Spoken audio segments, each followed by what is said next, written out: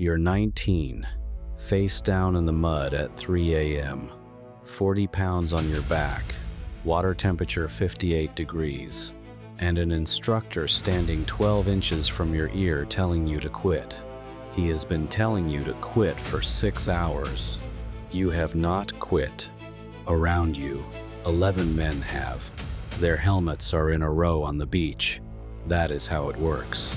You put your helmet down, you ring the bell, and it is over. Warm food, dry clothes, a bus back to the barracks. 11 helmets. 11 men who decided the answer was no. You keep moving. 14 years later, you are in a country that does not officially have American boots on the ground. You have 7 men. The target has been on a classified list for 4 years. Tonight, that list gets shorter. The entire operation takes 11 minutes. The average Special Forces operator earns $65,000 to $95,000 per year in base pay and allowances. The ones who make it to the most elite tier, the ones running 11-minute operations in countries that don't officially have them, can clear $180,000 when all compensation is accounted for. Between that beach and that operation sits a path that eliminates 80% of the men who attempt it. A path that costs marriages, knees, shoulders, and sleep. A path where the men who make it through will tell you the physical part was never the hardest part. This is every level of becoming a Special Forces operator in America. What it pays, what it costs, and what nobody tells you before you step off that bus. If you want to know what each level actually looks like when you are standing in it, subscribe. New breakdown every Saturday. Level 1. The Enlistment. Age 18 to 19. You enlisted at 18. Not because you had no options. You had options. Your high school counselor had a college brochure with your name on it. Your ASVAB score qualified you for any job in the Army. You chose 11X Infantry with a Special Forces option contract. Your recruiter explained what that meant. You would attempt to earn the right to try out for Special Forces training. Not guaranteed entry, not guaranteed success, just the right to attempt. Your base pay as an E1 private, $1,917 per month, $23,004 per year. After taxes, after the $200 a month you send home to your mom, after the $85 monthly phone bill, you have approximately $400 left for everything else. The Army feeds you. The Army houses you. The Army clothes you. You do basic combat training at Fort Jackson, South Carolina. 10 weeks. You learn to shoot, to move, to communicate, to survive in the field. You graduate and go to advanced individual training as an infantryman. Then you go to your first duty station, Fort Campbell, Kentucky, 101st Airborne Division. You are now a paratrooper. You jump out of aircraft for a living. Your jump pay adds $150 per month to your salary. $150 per month to jump out of aircraft. A guy in your platoon named Rodriguez has been in 4 years. He is 22. He tells you the money is not why you are here. You already knew that. You ask him about Special Forces selection. He says, make sure you want it more than you want anything else. Because everything else is what it will cost you. You start training for selection on your own time. Before PT. After duty hours. Weekends. Rucking loaded marches with a weighted pack is the foundation of selection. You build to 12 miles with 45 pounds in under 3 hours. You put in your packet for Special Forces assessment and selection at the 1-8 month mark. You are 20 years old. You make $26,000 a year. You have never been more certain of anything in your life. Level 2, SFAS, age 20 to 21. Special Forces Assessment and Selection. Fort Bragg, North Carolina, 3 weeks. The first thing they tell you, approximately 60% of candidates do not complete SFAS. Of those who do complete it, not all are selected. Final selection rates vary by cycle, but historically run between 20% and 30% of those who start. You are one of 312 candidates in your cycle. The first week is called Preparation Week. Physical testing, land navigation, team events. They are assessing you constantly. You do not know who is watching or what they are writing down. Week 2 is individual land navigation. You are alone in the woods of North Carolina with a map, a compass, and a series of points to find. Day and night, rain, cold. You find your points. Some candidates do not. Week 3 is Team Week. Small unit tasks, problem solving under exhaustion, leadership evaluation. You are being assessed on how you think when your body has been degraded to the point where thinking is the hardest physical act you can perform. On day 19, you are told to move out on a ruck march. No distance given, no time given. You move until you are told to stop.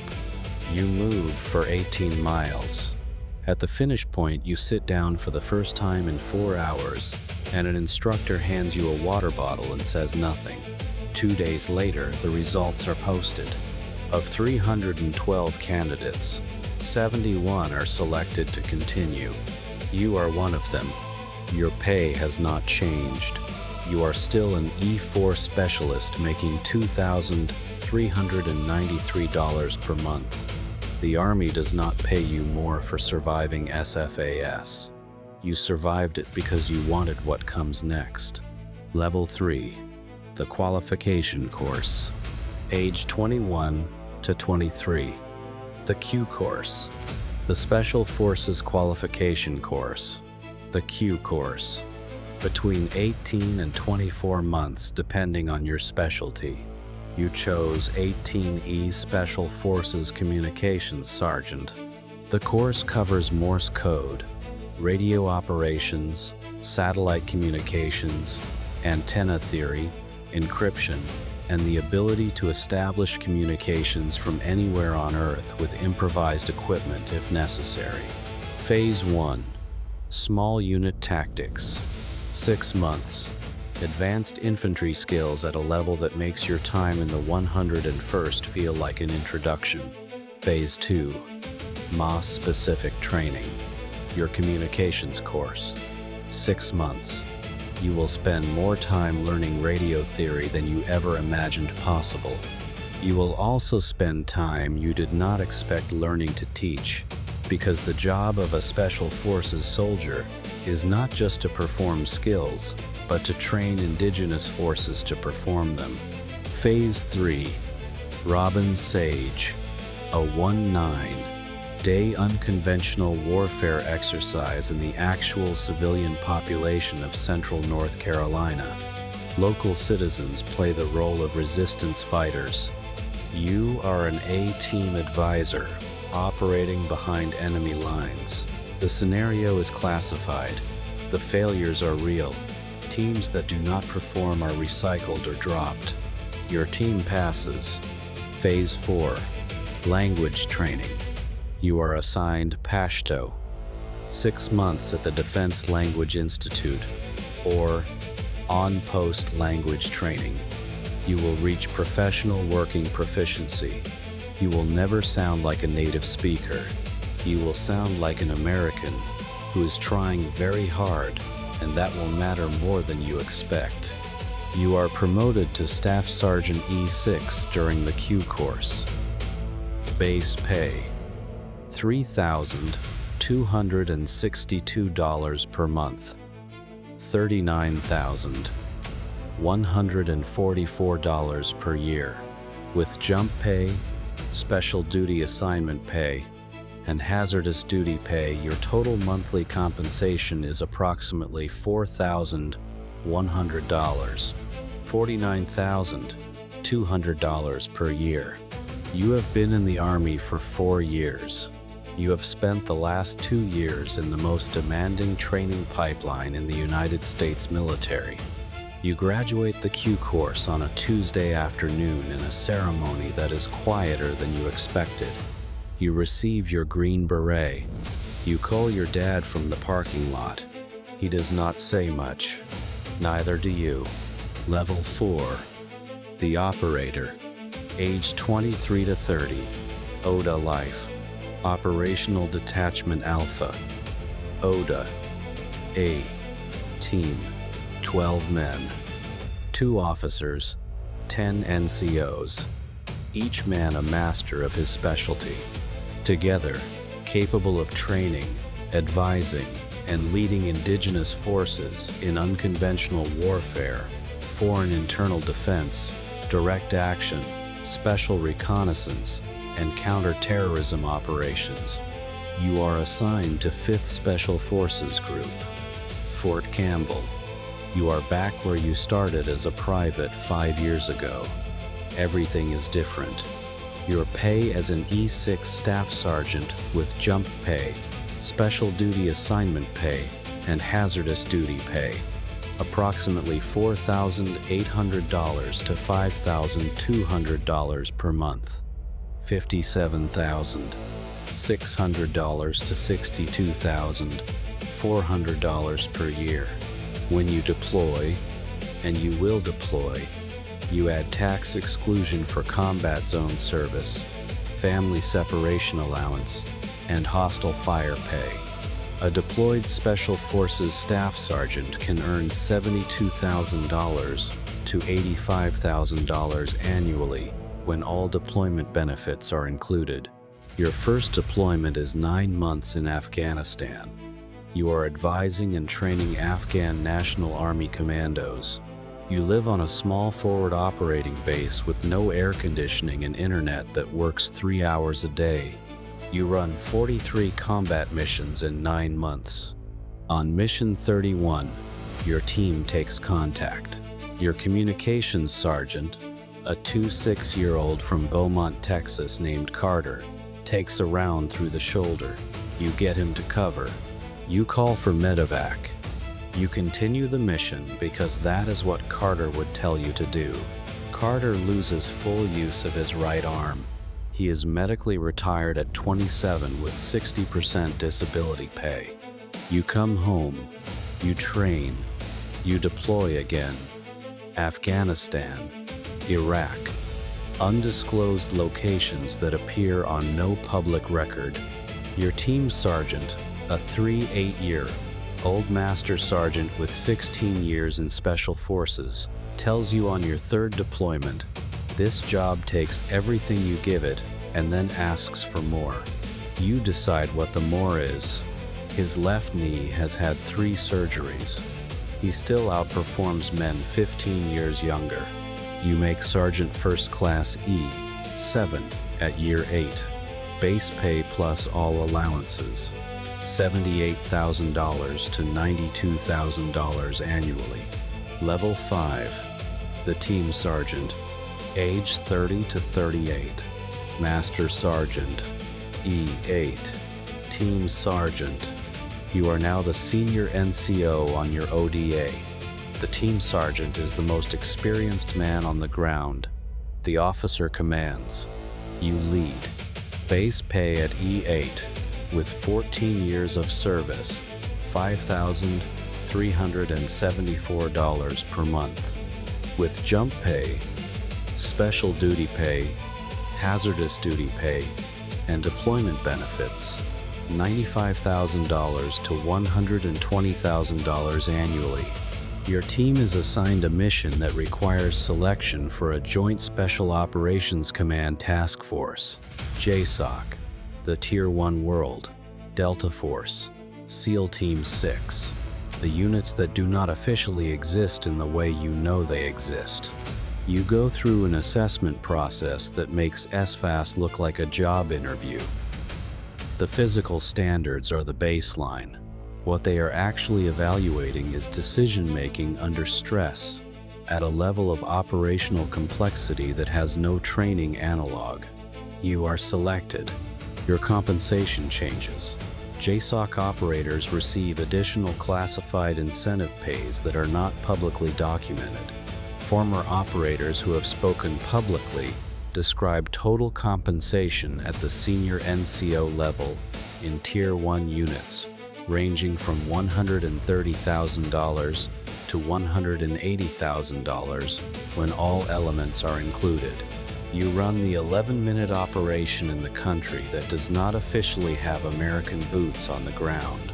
After the operation, you write the after-action report in a forward operating base that does not appear on any unclassified map.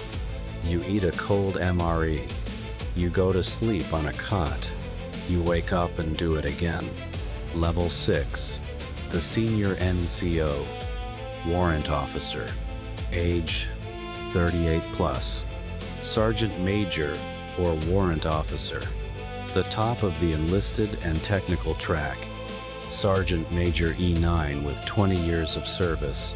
Base pay $7,321 per month. With all Special Forces allowances and incentive pays $110,000 to $145,000 annually. Special Forces Warrant Officers. The technical and operational experts who choose depth over command can reach $140,000 to $180,000 with the full compensation package at senior. Grades. You are now the senior advisor to the group commander. You have been on 11 deployments across 14 countries. You have trained soldiers from 23 allied nations.